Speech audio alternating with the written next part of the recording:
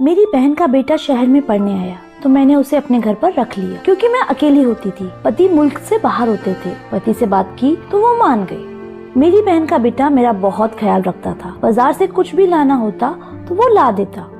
फिर मैं एक दिन बीमार हो गई और फिर मेरी बहन का बेटा कहता कि अब आप आराम करना। रात को वो मुझे दूध के साथ दवा खिलाकर चला जाता। जब सुबह उठती तो मुझे बहुत सुकून होता। एक दिन मेरे पेट में बहुत दर्द हो रहा था। डॉक्टर के पास गई। डॉक्टर ने कहा कि तुम गर्भवती हो। मेरी तो जान निकल गई और आसमान मेरे सर पर आ गिरा। मैं आश्चर्य से डॉक्टर की शक्ल को देख रही थी जो मुझ पर ऐसा धमाका कर चुकी थी कि मेरी सोचने और समझने की क्षमता ही खत्म हो चुकी थी। मुझे ऐसा लग रहा था कि मुझ पर आसमान ही आ गिरा हो। ऐसा कैसे मुमकिन था? मैं मान ही नहीं सकती थी। मैंने डॉक्टर साहिबा से कहा कि आपको जरूर कोई गलतफहमी हुई है, मुझे सिर्फ पेट दर्द की शिकायत है। वो मुझे देखकर मुस्कुराने लगी और मेरे सामने मेरी रिपोर्ट रख दी। कहने लगे कि 3 साल से तो आप मुझसे इस चीज का ट्रीटमेंट करवा रही हैं। अब आपको अल्लाह ने खुशखबरी सुनाई है तो आपको उनका शुक्रिया करना चाहिए। बेयकीनी से काम नहीं लेना चाहिए। मैं अपनी रिपोर्ट देखकर बदहवास हो गई थी। मुझे नहीं मालूम था कि मेरी जिंदगी में ऐसा भयानक मोड़ आ जाएगा। मैं तो सुनकर ही चकरासी गई थी। मेरी शादी को 4 साल हो चुके थे। मेरे शौहर की नौकरी बाहर के मुल्क में थी। वो साल में बस चंद महीनों के लिए ही पाकिस्तान आते थे और उस वक्त मेरी ख्वाहिश थी कि उस दौरान मैं उम्मीद से हो जाऊं ताकि मेरा दिल बच्चे में लग जाए। लेकिन हर बार मुझे मायूसी का ही मुंह देखना पड़ता था। लेकिन अभी तो वो परदेश में थे। मैंने डॉक्टर से कुछ न कहा, अपनी रिपोर्ट पकड़ी और मरे मरे कदमों से बाहर आ गई। मेरे दिमाग ने उस वक्त बिल्कुल काम करना बंद कर दिया था। ये कैसे हो सकता है? मैं और माँ।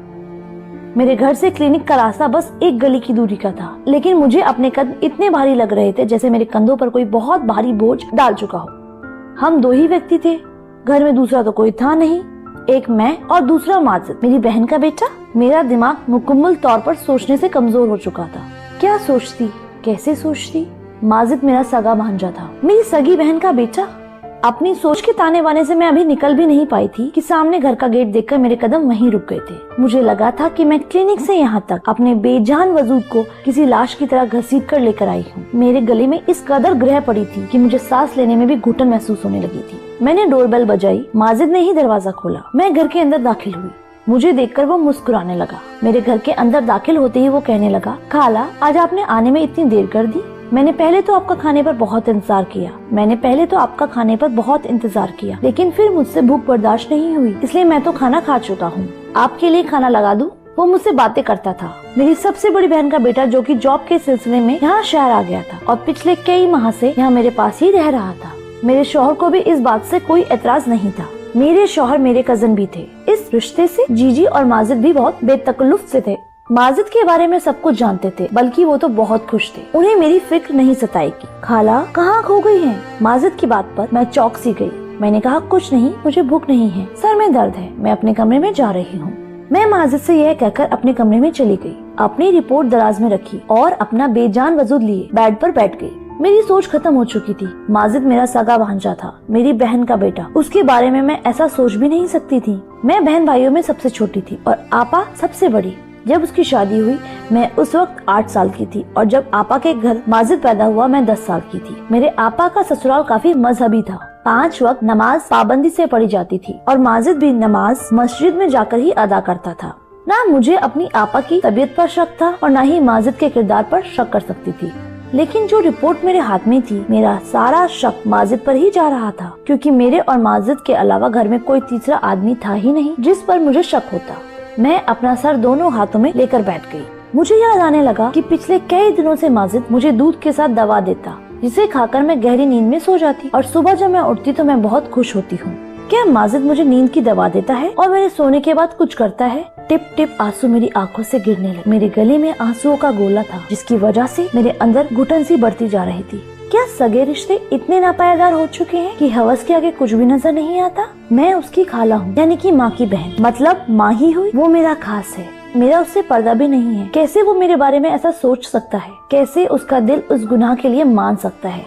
मैं बहुत रो रही थी। इसका अंदाजा शायद कोई लगा ही नहीं सकता था जो मैं सह रही थी। एक नाकाबिले बर्दाश्ती हालत थी। मुझे याद आने लगा कि जब वो बचपन में आपा के साथ में होता था तो मेरी गोद में आ जाता था। अपनी तोतली जुबान में मुझे खाला के बजाय ताला ताला कहता था।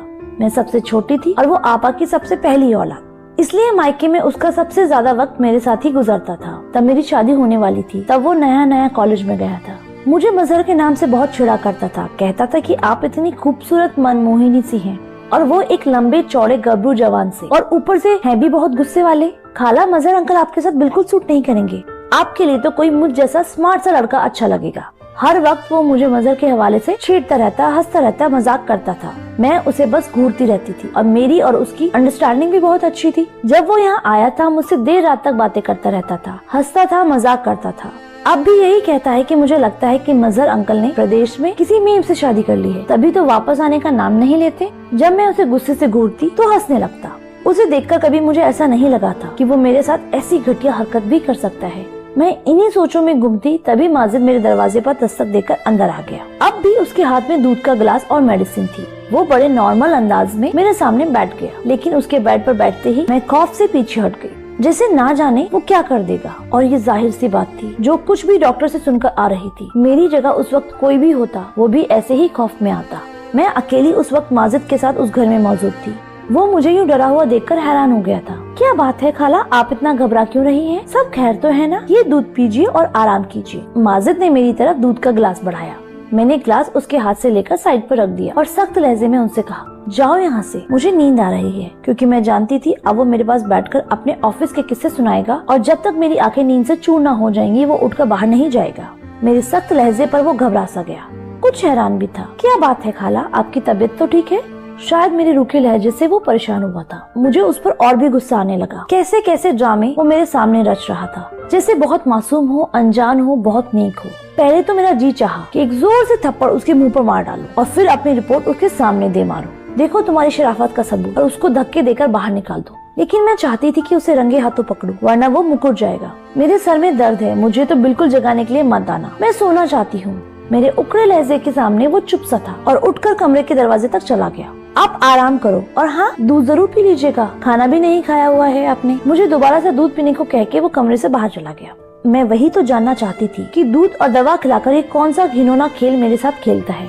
मैंने वो दूध का गिलास लिया और उसे खिड़की से बाहर फेंक दिया, जो बाहर गली की तरफ खुलती थी, और मेडिसिन भी दराज में रखकर लाइट बंद करके कमरे में सो गई। अब मुझे उस वक्त का इंतजार था जब माजिद मेरे कमरे में आता है।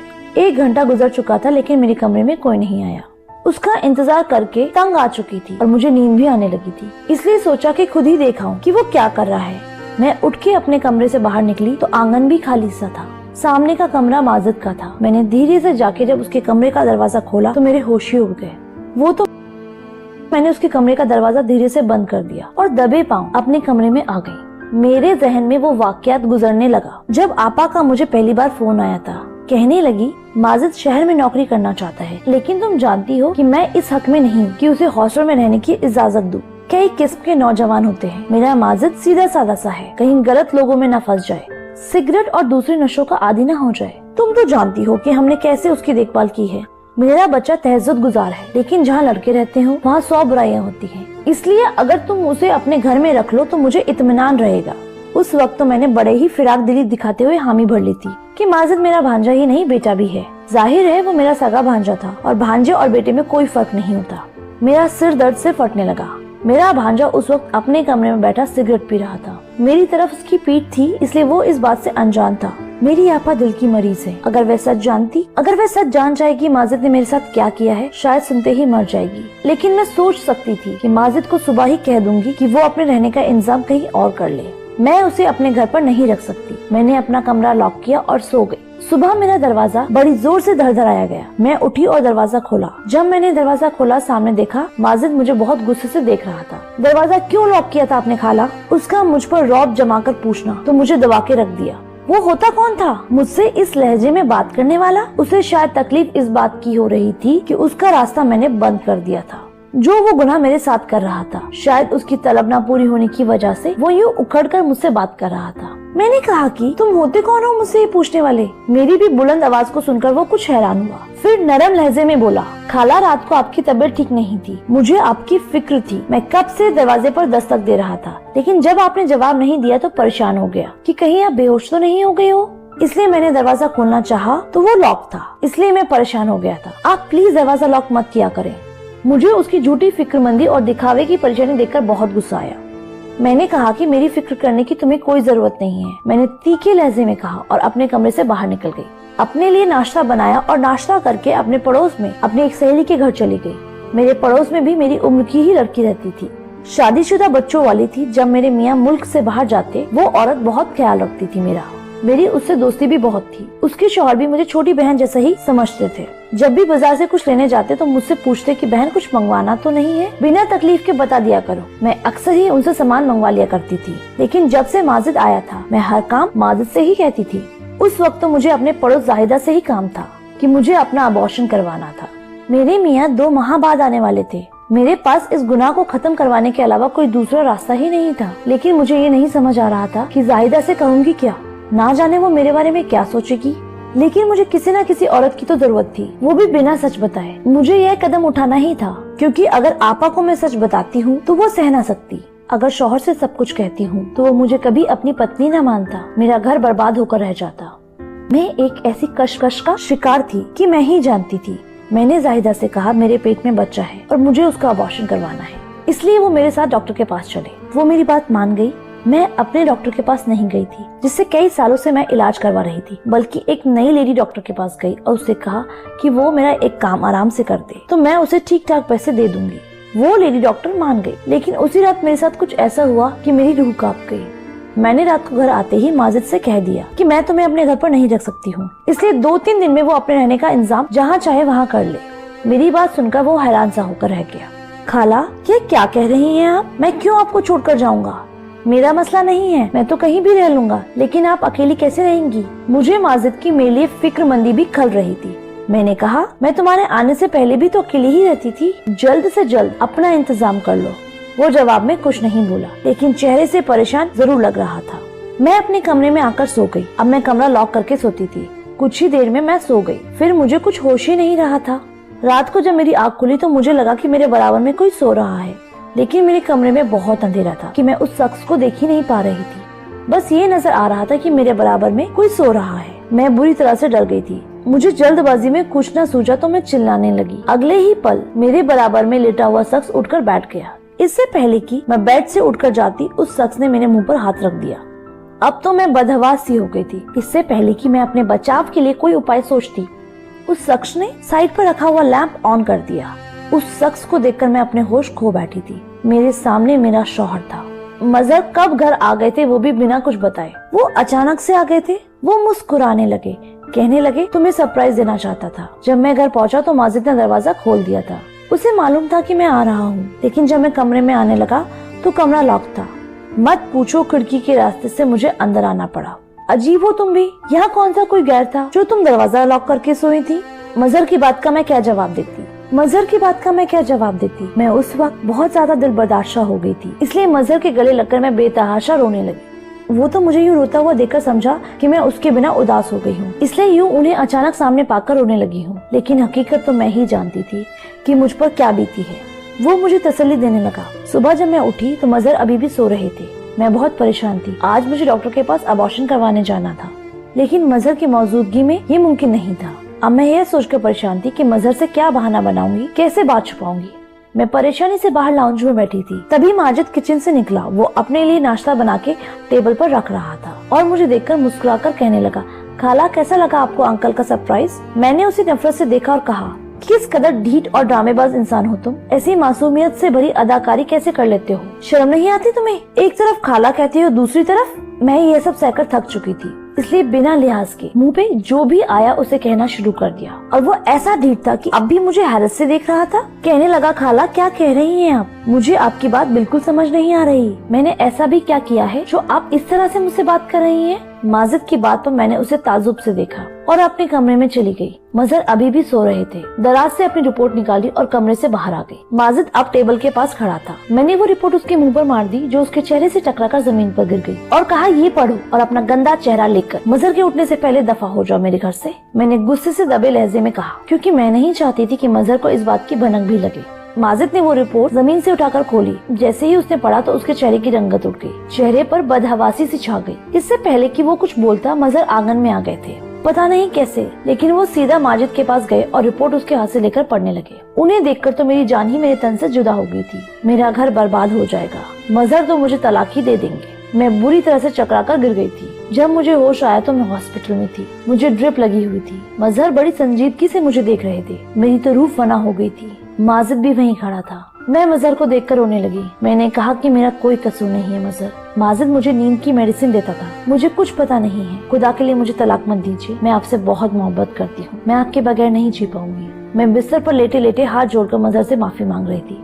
वो मेरे पास आए, मेरे जुड़े हुए हाथों को अपने हाथों में लिया और कहने लगे, तुम परेशान मत हो, मैं तुम्हें नहीं छोड़ूंगा। मैंने तुम्हारे सारे टेस्ट नए सिरे से करवाए हैं। तुम प्रेग्नेंट नहीं हो। शायद किसी और की रिपोर्ट तुम्हारी रिपोर्ट से बदल गई थी। ना तुम गुनहगार हो और ना ही माजिद ने ऐसा कुछ किया है। तुम उसके किरदार पर शक मत करो। बस एक अलग रिपोर्ट के अदल बदल है। यह सब गलतफहमी है। माजिद की तरफ जब मेरी नजर पड़ी तो वो रो रहा था, बिना आवाज के आंसू बहा रहा था। मुझे देखकर मेरे पास आ गया, कहने लगा, खाला आपने सोच भी कैसे लिया कि मैं ऐसा कर सकता हूँ, वो भी आपके साथ। मैंने अपनी माँ में और आप में कोई फर्क नहीं देखा। मैंने तो कभी किसी गैर लड़की को भी नजर उठाकर नहीं देखा। तो आप मेरी माँ की जगह हैं।